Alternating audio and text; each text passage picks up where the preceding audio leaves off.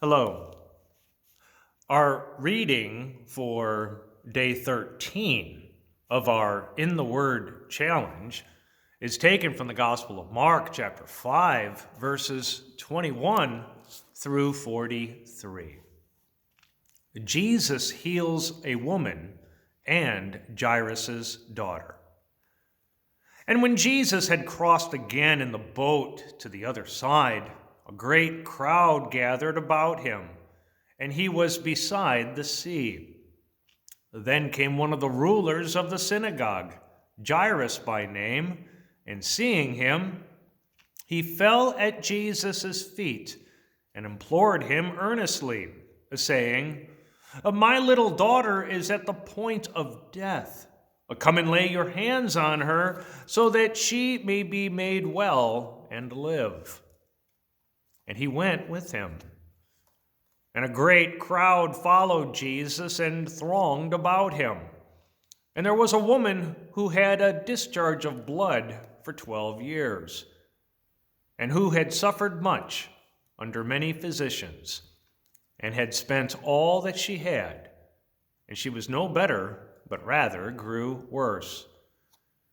She had heard the reports about Jesus and came up behind him in the crowd and touched his garment.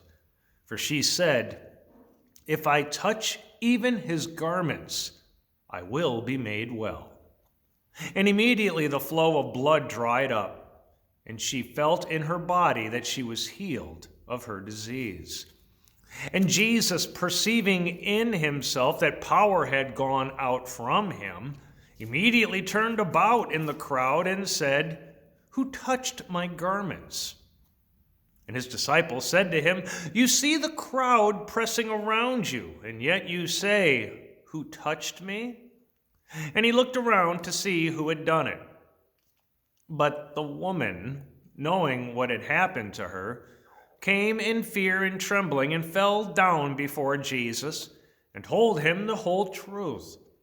And he said to her, "Daughter, your faith has made you well.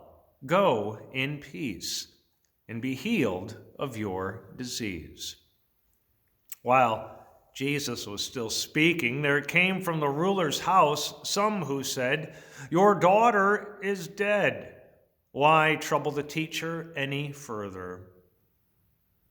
But overhearing what they said, Jesus said to the ruler of the synagogue, "Do not fear, only believe." And he allowed no one to follow him except Peter and James and John, the brother of James. They came to the house of the ruler of the synagogue, and Jesus saw a commotion, people weeping and wailing loudly. And when he had entered, he said to them, "Why are you making a commotion and weeping? The child is not dead, but sleeping." And they laughed at him. But he put them all outside and took the child's father and mother and those who were with him and went in where the child was. Taking her by the hand, he said to her, "Talitha cumi," which means, "Little girl, I say to you, arise." And immediately the girl got up and began walking, for she was 12 years of age. And they were immediately overcome with amazement. And he strictly charged them that no one should know this, and told them to give her something to eat. This concludes our reading for today. God's blessings.